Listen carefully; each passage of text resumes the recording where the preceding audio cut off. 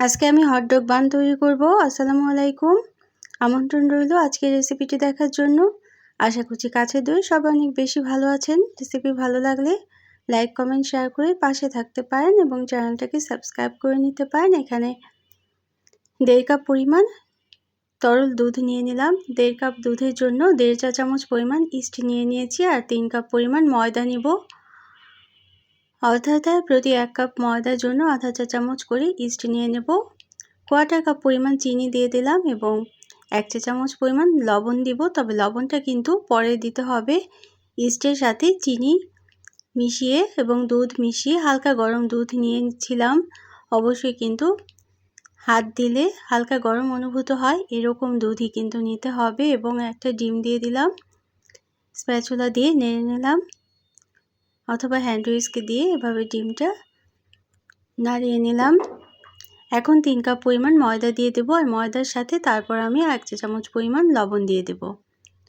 লবণটা ইস্টের সাথে এবং দুধের সাথে বা চিনির সাথে মেশাই নিই, তাহলে ইস্টের কার্যকারিতাটা নষ্ট হয়ে যায়। এই জন্য লবণটা আমি সবসময় ময়দার সাথে দিয়ে দিই।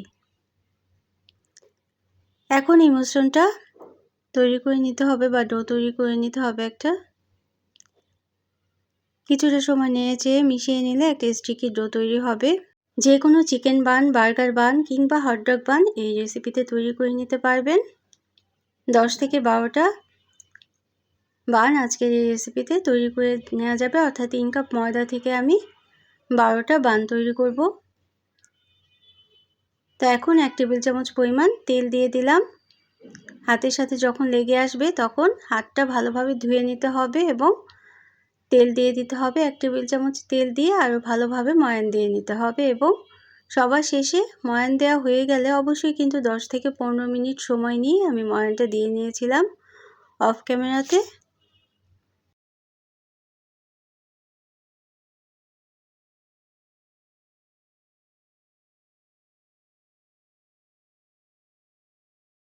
এবং একটা গরম স্থানে রেখে দিয়েছিলাম। প্রায় 40 মিনিট রেস্টে রাখার পর ডোটা ফুলে উঠেছে, ইস্টের কার্যকারিতা দেখা যাচ্ছে এবং তারপর বাতাসটা বের করে নিলাম। এভাবে আরও কিছুটা সময় নেড়ে চেড়ে উপরের দিকটা মসৃণ করে নিতে হবে। এ পর্যায়েও কিন্তু হাতের সাথে কিছুটা লেগে আসবে এবং অনেক নরম মনে হবে, তবে এখন কিন্তু আর ময়দা দেওয়া যাবে না। ময়দা দিলে টেস্টটা কিন্তু নষ্ট হয়ে যাবে। এজন্য আরও কিছুটা সময় আমি এভাবে করে ময়ানটা দিয়ে নিলাম। এখন কয়েকটা ভাগে ভাগ করে নেব। 4টা অংশে প্রথমে ভাগ করে নেব, তারপর ছোট ছোট অংশে সমান অংশে 12টা ভাগ করে আজকের এই বানগুলো তৈরি করে নেব। তো যেহেতু কোনো পুর দিচ্ছি না, চিকেনের পুর, এটা হটডগ, যে কোনো পুর দিয়ে এটা যে কোনো সময় খাওয়া যাবে, এই জন্য তৈরি করে রাখার জন্যই আজকে রেসিপিটা দেখাচ্ছি। চাইলে কিন্তু চুলোও তৈরি করে নিতে পারেন, তবে আমি আজকে ইলেকট্রিক ওভেনেই করে নেব। তো সবগুলো বল এভাবে করে তৈরি করে নিলাম। এক সাইজ করে তৈরি করে নিতে হবে। এখন একটা একটা করে বানিয়ে নিতে হবে। লম্বা ধরনের একটা রুটি বেলে নিতে হবে। এটা দেখেই বুঝে নিতে হবে আমি কিভাবে করছি। তারপর এক সাইড থেকে ভাঁজ করে যেভাবে আমরা পাউরুটি তৈরি করি ঠিক সেভাবে করেই বানগুলো তৈরি করে নিতে হবে। পাউরুটির সাইজটা শুধু বড় হয় আর এই বানের সাইজটা হবে ছোট, এটাই পার্থক্য।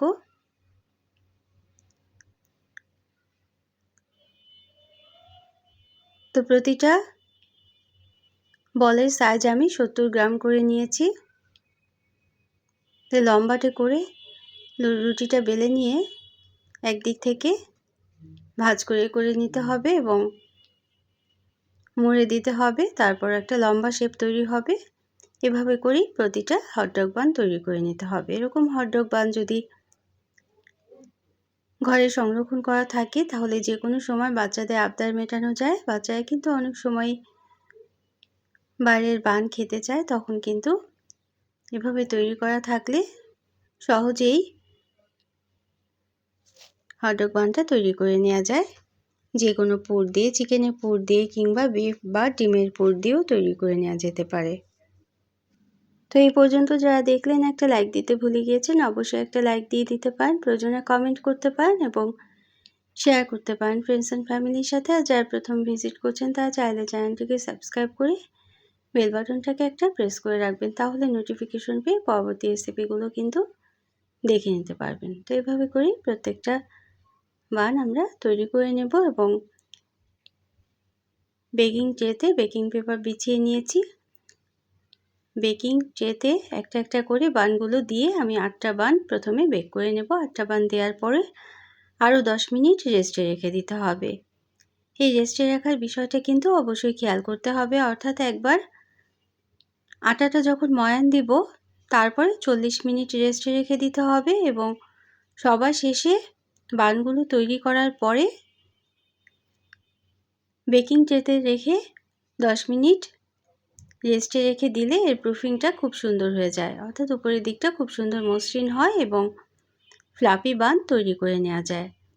এই পর্যায়ে বেকিং ট্রেতে যদি রেস্টে রাখা না হয় তাহলে কিন্তু নরম বা ফ্লাফি বান কখনোই তৈরি করতে পারবেন না, অর্থাৎ এটা শক্ত হয়ে যাবে। অনেকের বানই তৈরি করতে গেলে শক্ত হয়ে যায়। তো এই স্টেপগুলো ফলো করলে কিন্তু কখনোই বান শক্ত হবে না।